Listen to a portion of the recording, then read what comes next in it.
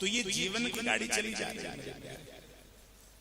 हमारा जीवन भी तो एक गाड़ी की तरह है कि नहीं? बताओ।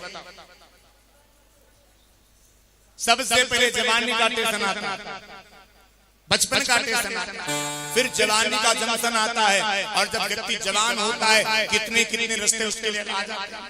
आप जिधर जाना चाहो उधर जा सकते हो, अच्छे मार्ग पर जाओ तुम्हारी मर्जी, गलत मार्ग पर जाओ तुम्हारी मर्जी।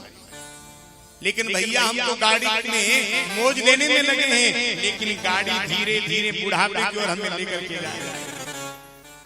हमें तो खबर ही नहीं है कि हमारी गाड़ी कितनी तेज आगे बढ़ गई,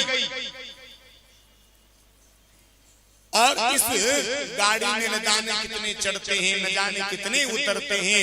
ये चढ़ने उतरने का चक्कर लगा ही रहता है। ये चढ़ने उतरने का चक्कर क्या है? ये जन्म और मरण का ही चक्कर है। ये जन्म और मरण का चक्कर है। तो संतों ने पूछा, बेटा कौन हो? क्या कहा? हम उस परमात्मा के अंश हैं। फिर पूछा, कहां से आए हो? बोले जीव अनंत जन्मों की यात्रा करता हुआ आ रहा है, मैं भी न जाने कब से यात्रा करता हुआ आ रहा हूं। तीसरा प्रश्न किया, कहां जाना है? बोले गुरुदेव जाना तो प्रभु के ही पास है। बोलो जाना है कि नहीं जाना? पर रास्ता नहीं दिखाई दे रहा। आप जैसे संत सदगुरु हमें जब रास्ता बताएंगे तो कुछ खबर पड़ेगी। चौथा प्रश्न किया, इको कम करो। इस जंगल में तुम्हारा रक्षक कौन है?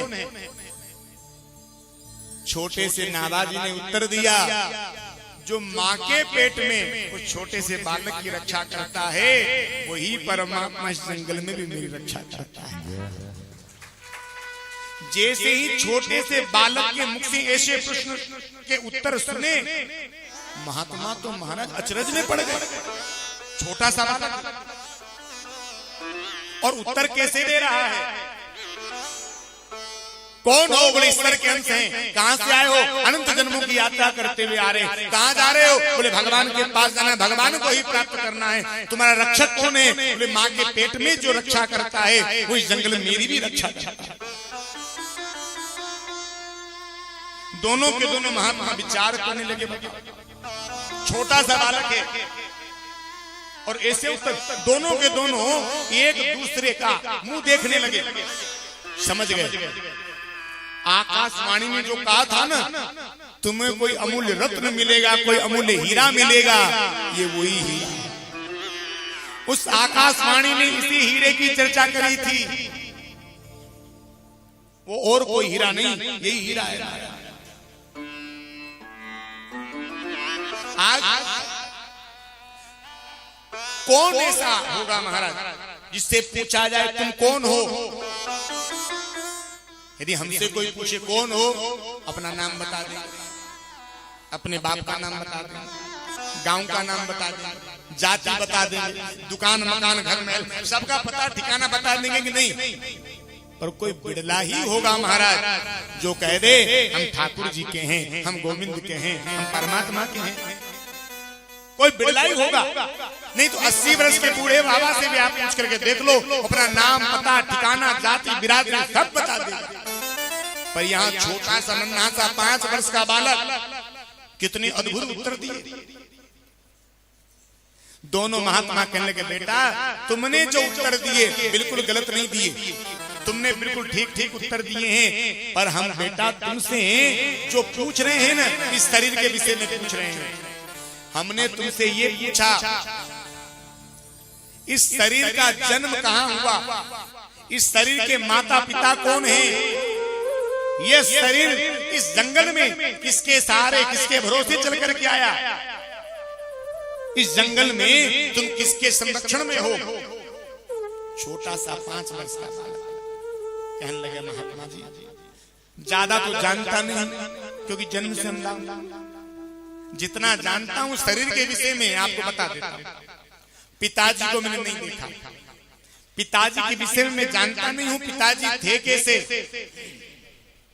मैं 2-3 वर्ष का था, मेरे पिताजी मुझे छोड़ करके चले गए। मेरी एक माता है, उस माता के भरोसे मैं रहता हूं और मैया मेरे भरोसे है। पर बाबा मैं मेरी मैया का इंतजार कर रहा हूं और मैया अन्न जल की तलाश में चल कर गई। सवेरे बिठा कर गई थी, बहुत देर हो गई, अभी तक नहीं आई। मैं अपनी मैया की प्रतीक्षा कर रहा हूं। जैसे इस बालक ने कहा, किलह देव जी महाराज ने अपने नेत्रों को बंद किया और जैसे अपने नेत्रों को बंद करके देखा तो नाबादास जी की जो माता थी दक्षिण दिशा में उनका शरीर पड़ा हुआ, यानी शरीर छोड़ चुकी।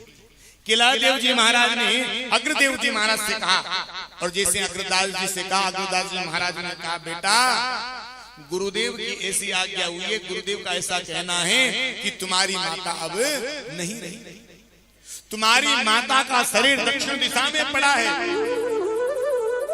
जैसे सुना मां नहीं रही। अभागा बालक 5 वर्ष का, जिसे दिखता भी नहीं है। अरे दिखे तो क्या महाराज, आंख जहां होती वो गड्ढा ही नहीं, सपाट जगह है। आज छोटा सा बालक रोने लगा। महात्माओं ने पूछा, क्यों बेटा, तुम्हारी मां तुम्हें छोड़ करके चली गई, क्या इसलिए रोते हो? छोटे से बालक ने कहा, नहीं नहीं महाराज, इसलिए नहीं रो रहा कि मेरी मां मुझे छोड़ करके चली गई। जाना तो सबका तय है ना, कोई 2 दिन पहले जाएगा, कोई 4 दिन बाद जाएगा, कोई पहले जाएगा, कोई बाद में जाएगा। आया है सो जाएगा राजा रंग फकीर, कोई सिंहासन चढ़ चला, कोई बंधा चली, जाना सबका तय है बाबा। अरे क्षण भंगुर जीवन की कली का, कल प्रात को जाने खिली न खिली, मलयाचल के सूची शीतल मंद, सुगंध समीर मिली न मिली।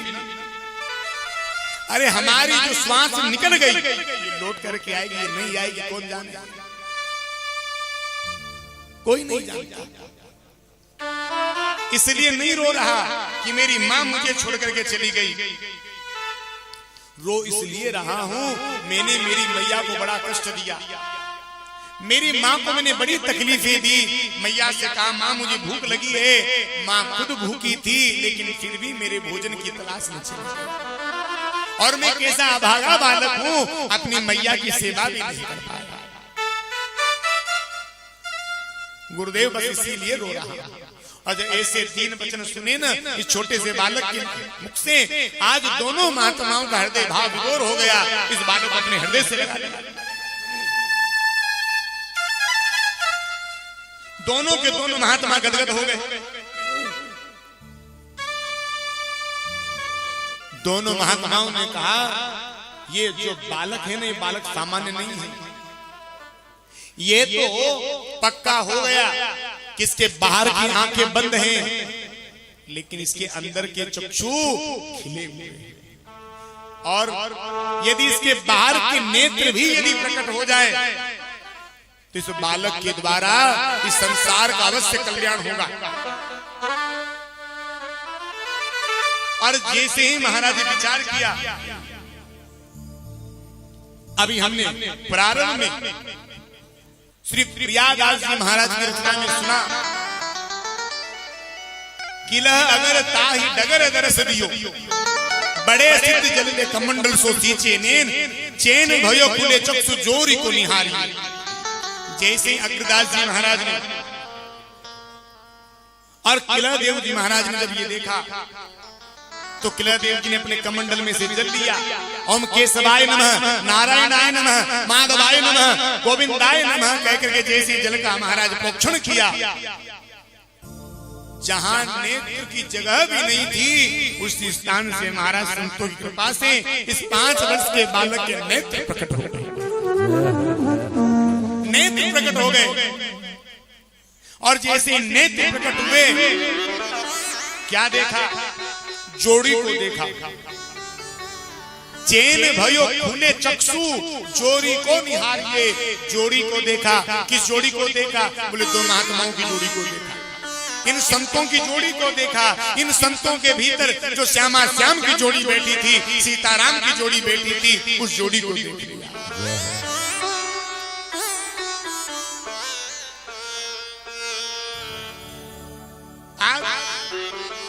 नेत्र खुल गए,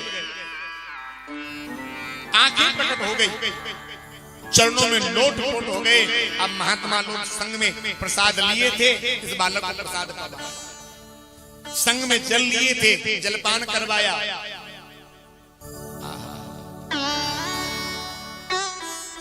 पूछा, बेटा क्या तुम हमारे संग चलोगे? हम जयपुर में जो गलता जी है वो हमारे गुरुदेव का स्थान है, हम उसी स्थान पर रहते हैं। क्या तुम हमारे संग वहां चलोगे?